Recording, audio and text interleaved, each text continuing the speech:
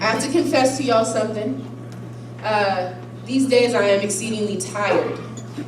I watched the news this morning, maybe a mistake. Apparently we're shut down. And it becomes very challenging some days to get up and do this work. But it is spending time with folks like yourself and hearing the stories of the work that your community's doing, and hearing how y'all get up every day and continue to build a community where you truly believe not just in diversity, but you believe in inclusion, an inclusion that hopefully does not center whiteness as the point of discussion, but centers our humanity, centers the cultural values we all bring to the table, or maybe it's not a table at all. Maybe y'all have decided to do something entirely different. When I think about the legacy of MLK, I usually start first at what I was taught in school. You know what we were taught in school? He had a dream. And he starts that conversation about his dream in that speech by talking about a check that was not yet cashed, and reaffirms for us that the Bank of Justice is not bankrupt, so we can cash that check at any time. The question is, do we have the political will and the human will to actually make that happen? Later in his life, it's 1966, Chicago, it's summer, and he is getting ready to deliver an address, and he gets booed. It's one of the few times MLK talks about getting booed. And it was not by white folks or Ku Klux Klanners, it was by young black militant students who had heard about the dream for years at this point, and yet had not seen it manifest. And at first, the Reverend Doctor was offended. He thought in his head, well, I have given up so much for y'all. I put my life on the line for this dream. And he goes home that night and he cannot sleep. He lays in his bed and he begins to think about what are all the reasons why these young people would boo him after all the work that he's contributed. And he has to come to realize that he had promised these young folks something that he has not yet been able to help truly manifest. Now fast forward to 2018. And there are a lot of young people who have been told about this dream over and over and over, and maybe even some old folks who still think about it themselves as well. And it makes sense that there are people who are angry, who are tired, who maybe sometimes respond in ways that we are not all comfortable with. Dr. King said, sometimes the right is the voice of the unheard. And we have to grapple with what role, what complicitness have we brought to the table that we have allowed injustice to continue and made it so Dr. King's dream has not yet been realized. What happens to a dream deferred? We all play a role in that, including myself. There's a term that we use in most sociology circles called intersectionality. It was developed by a woman by the name of Dr. Kimberly Crenshaw. She was investigating a case of factory workers where black women were saying we are being discriminated against, we're not getting hired. And the factory says, well, that's not true, we're not discriminating. We have white women, we have white men, and we have black men.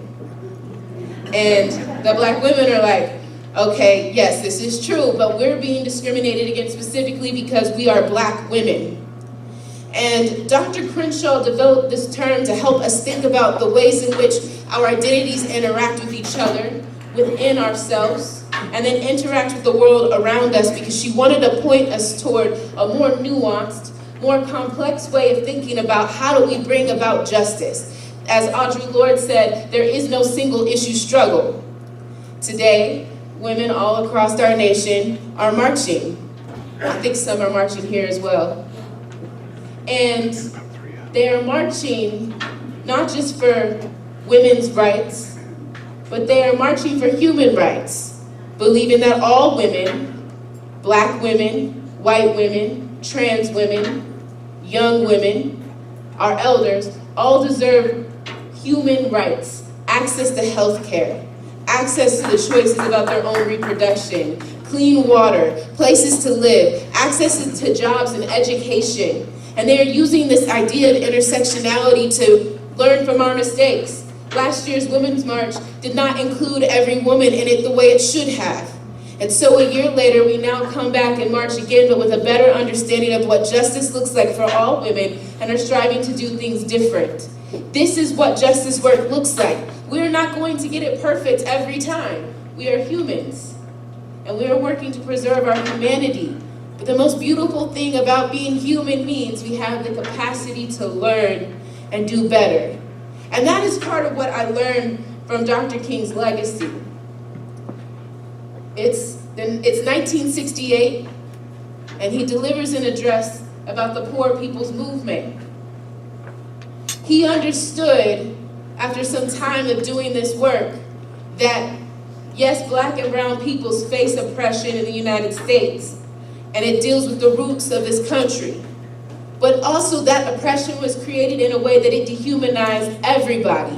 And he realized that by building strong solidarity relationships with poor white folks and with the labor movement between Black and brown communities and Native communities, that we could then build a movement that actually meant there were more of us than there are of the powers that be, and eventually we could make justice come about. Which is essentially why he was assassinated. Because he stumbled upon the key, that while our oppression is not the same, our oppressor is the same, and we need to find ways in which we can rise together. That is no easy task. The world that we live in intends to divide and conquer. As long as we remain divided, we will remain ineffective. But we made a few mistakes about unity. We have treated unity as if it's something that can happen, as if it erases the past, as if it erases history, that we don't have to grapple with it, that we don't have to question it, that we don't have to interrogate it, that we don't have to set it right. But unity actually requires that we be willing to have those hard conversations, the radical conversations that, as Angela Davis said, radical means getting to the root of.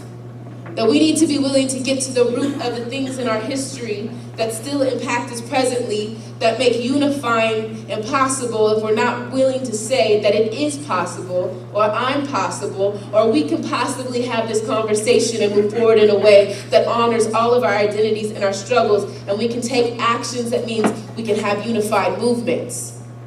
But that takes work. That takes commitment. And like I told the students yesterday, it is not time-efficient work, but it is relationship and movement-effective work. And you cannot expect people to come to the table and have conversations with you when you have not yet acknowledged the ways in which you've been complicit in their oppression. When you have not yet allowed yourself to sit in spaces where you will listen to what that oppression looks like and how you participate in it. I talked on Thursday night a little bit about resilience. There is a poet that I love. Some of y'all might know him, but I'm gonna guess some of y'all might not. Who knows about Tupac? Woo, I love Moscow. Tupac is a hip hop artist who was born and raised in Compton, California. His mother was a Black Panther, and he writes a poem about the rose that grew up from the concrete. And in the full version of the poem, he talks about how the rose is often questioned about how did you survive? How did you rise up? How did you come up from the crack in the concrete? But you know what we rarely question? The concrete. And in fact, most of us would like to believe we are the rose. But more of us than we think play roles in keeping the concrete where it is. Even some of us give in to our fragility, whether that's as men, or white people, or wealthy people, and when that rose questions us, we say, but haven't I cracked enough for you? And instead of asking questions like, who mixed that concrete? Who poured that concrete? Who allowed that concrete to dry? Or even asking ourselves, what beauty existed if that concrete were not there? There would be so much more in the world. And true unity work, true movement work requires us to question the concrete and question ourselves and ask whether or not I am playing a role in that concrete and what role can I play in breaking it up. So I have